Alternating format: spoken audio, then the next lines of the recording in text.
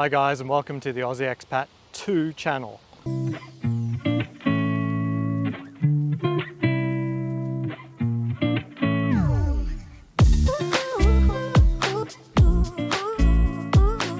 So there's no watch content here, it's just me talking to you, hopefully not about watches. So it's been a little while since my last update, been busy trying to get to Austin.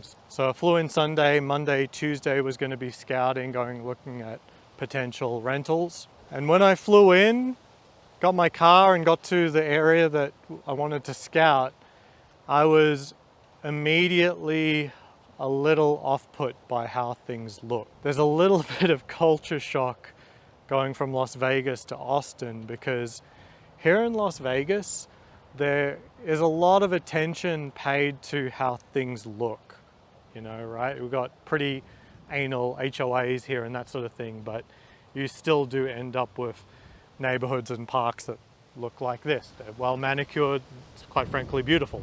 Austin, the land around my hotel was completely unlandscaped, just long grass everywhere, and the roads and architecture, it's not a particularly pretty place. I actually called my wife and said, I think we've made a mistake.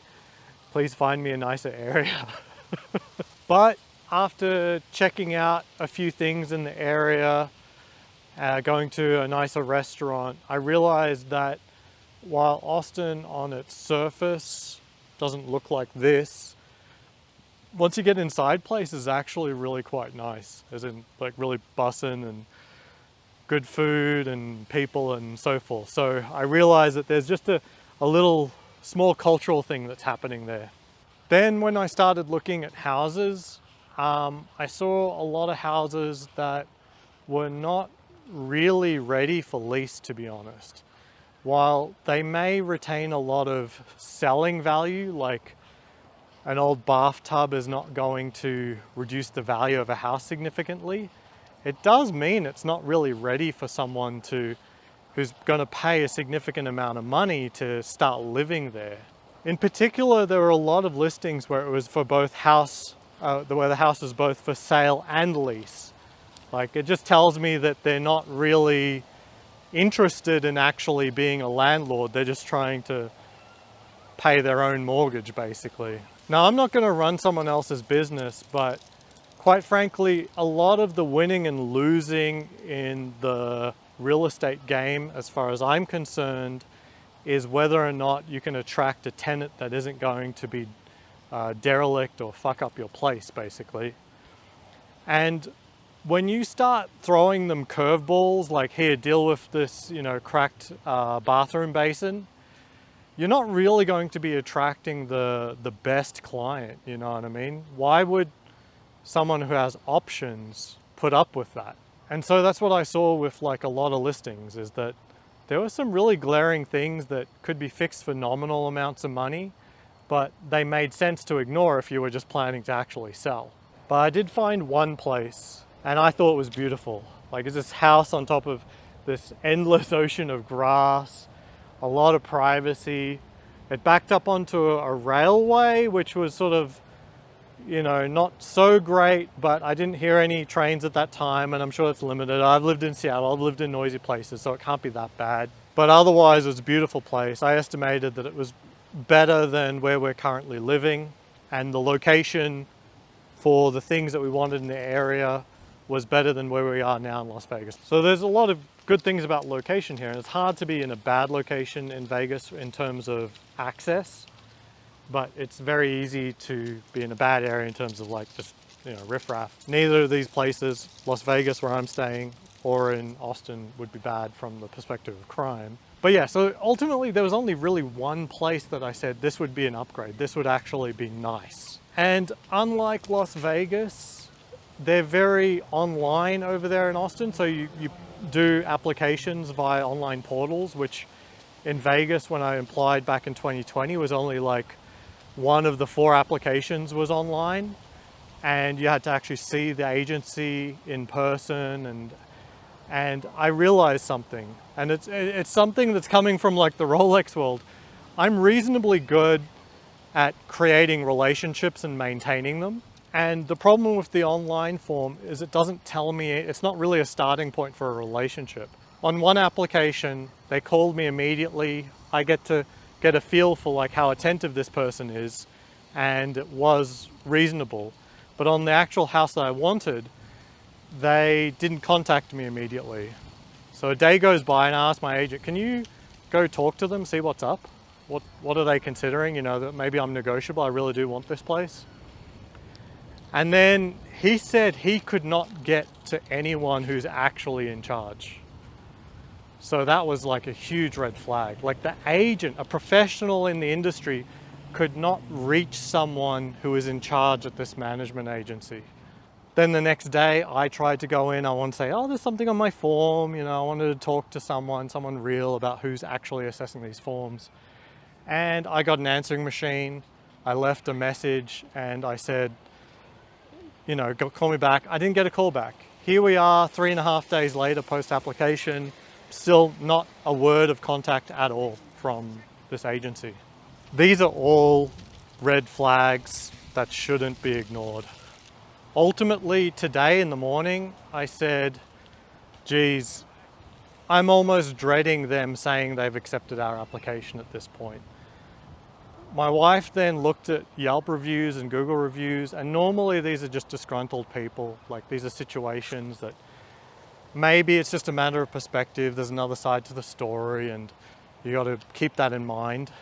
But while I wasn't surprised to see negative reviews for them on every platform, I was surprised to see, reading the individual reviews, that many of these negative reviews, they really had no reason to be disgruntled, as in what they're saying I believe is a real review. So like one instance was they didn't even lease from this agency. It was just all pre-application and post-application interactions, and they were treated like crap. One was even a landlord that was upset with them. A few instances with objective things, like there was a fence that had fallen down and it was fallen down prior to renting. They promised to fix it before going in, they moved in, and even a year after lease, the tenant had to take money out of their own pocket to lease it. In another instance, there was a leak and they didn't fix it. When that person finally moved out, the agency tried to do a fraudulent insurance claim on the leak. So look, day comes and goes here and they haven't contacted me. They still haven't contacted me. I can only guess they're sort of slow rolling, saying, oh, our move-in date isn't for another couple of weeks, so we've got a few more days to take in more applications for that property, which is very scummy. But at this point, I really feel uneasy. While our life would be better in that house, I really do not want to be involved in an agency where I cannot have a functioning relationship, where they're just intent on effectively being slumlords. I looked at our backup options in terms of houses, and honestly, they all had their own little problems. Some of them were okay. The location is better than here, respectively. And so ultimately, I think they were of equivalent value to where we are now, to us, and what we value right now. But they weren't worth moving for, especially if we consider that my landlord did reduce the rate that he's asking for. And I was lucky enough that our landlord actually didn't want to get a new tenant in immediately, or at least they wanted to try living in Las Vegas a little bit or something like that, but they would have preferred us to be tenants. They wrote a very, very nice referral letter, and it made me realize that actually, maybe I read them wrong. Okay, the prices were in huge discrepancy before, but the referral letter was very, very nice, and I genuinely got the sense that they actually did appreciate us being their tenants. And so I asked, could we renew in Vegas? And they said yes, yeah, no problem, we'd love to. And that's that. So I've signed a new lease for more time here in Las Vegas, another year. As I said from the beginning, we don't hate Vegas. This is not something we were escaping from. We did have some objection to paying more than the market rate, but as I said, that aspect's actually been addressed. And at this point, I hadn't done anything that was irreversible. Like, it's not like I had to quit a job or anything or anything like that. It was really about who I would sign the lease with and whether or not I'd drive a truck over to Texas. So is this a no for Texas? Absolutely not. I think Texas is still definitely in the cards. It's just going to be another year from now.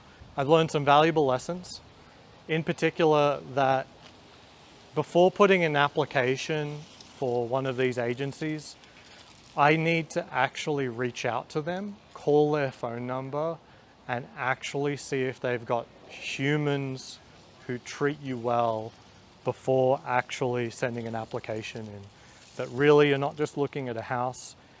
The agency aspect is not just a mild preference, it's actually a very vital one, and that you have to check out the agency first. So it's a combination of house and agency that you really need to get right.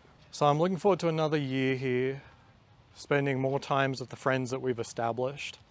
But I am going to be disappointed that we aren't going to learn significantly new things like I'm sure we would have in Austin, but it's just pushed back one more year. All right, until next time, see you around.